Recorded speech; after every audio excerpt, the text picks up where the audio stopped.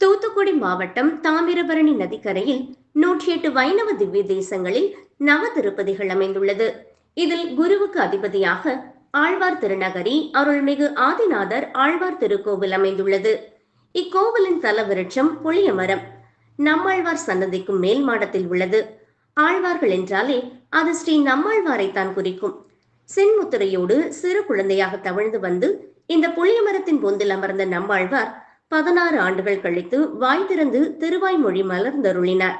வேதத்தின் சாரத்தை திருவாய் மொழியாக நம்மாழ்வார் வடித்து கொடுத்த இடம்தான் திருக்கோவிலில் அமைந்துள்ள புளிய மரத்தடி. 38 திவ்ய தேசங்களில் எழுந்தருளியுள்ள எம்பெருமான்கள் புளிய மரத்தின் இலைகளிலும் கிளைகளிலும் அமர்ந்து கொண்டு எம்மை பாடுக என்று நம்மாழ்வாரிடம் பாடல் கேட்டதாக ஐதீகம். இத்தகைய சிறப்பு வாய்ந்த இந்த திருத்தலத்தில் சுவாமி நம்மாழ்வார் திருவதாரம் செய்து வைகாசி விசாக திருநட்சத்திரத்தை ஆண்டுதோறும் 15 தினங்கள் பிரம்மோற்சவமாக கொண்டாடுகின்றனர். இந்த ஆண்டுக்கான பிரம்மோற்சவ திருவிழா கடந்த 31ஆம் தேதி கொடியேற்றத்துடன் துவங்கியது. விழாவின் 5ஆம் திருநாளான இன்று காலையில் நவ திருப்பதி ஸ்தலங்களில் உள்ள பெருமாள்கள் ஆழ்வார் திருநகரி ஆதிநாதர் திருக்கோவிலுக்கு எழுந்தருள அங்கு நம்மாழ்வார் மங்களாசாசனம் நடைபெற்றது. மாலையில் 9 பெருமாளுக்கும் சுவாமி நம்மாழ்வார் மதுரகவி ஆழ்வார் ஆகியோருக்கு சிறப்பு திருமஞ்சனம் நடைபெற்று கோஷ்டி சடாரி மரியாதை நடைபெற்றது. இரவில் சுவாமி நம்மாழ்வார் ஹம்ச வாகனத்திலும் மதுரகவி ஆழ்வார் பரங்கி நாற்காலியிலும் சிறப்பு அலங்காரத்தில் எழுந்துள்ள குடவரை பெருவாயிலில் காத்திருக்க நவ திருப்பதி பெருமாள்கள் ஒவ்வொருவராக கருட வாகனத்தில் சிறப்பு அலங்காரத்தில் சுவாமி நம்மாழ்வாருக்கும் ஸ்ரீ மதுரகவி ஆழ்வாருக்கும் திருக்காட்சி கொடுத்தனர்.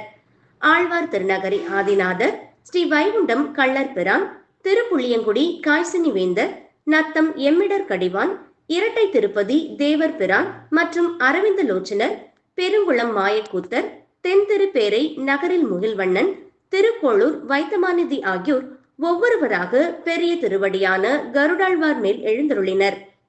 இந்நிகழ்வில் திருக்குறுங்குடி பேரருளாளர் ராமானுஜ ஜி.எஸ். சுவாமிகள் எழுந்தருளி மங்களாசாசனம் செய்தார். அவருக்கும் மற்ற ஆச்சாரிய பெருமக்களுக்கும் மரியாதைகள் செய்யப்பட்டது. தொடர்ந்து 9 கருட வாகனங்களும் 8 வீதிகளில் வலம் வந்தது.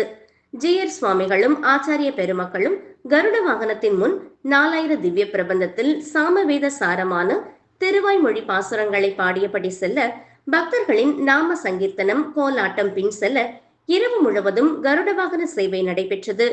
மறுநாள் காலையில் நவ திருப்பதி பெருமாள் நம்மாழ்வார் பிரியா விடை நிகழ்ச்சி நடைபெற்றது. விழா ஏற்பாடுகளை கோவில் நிர்வாகத்தினர் செய்திருந்தனர்.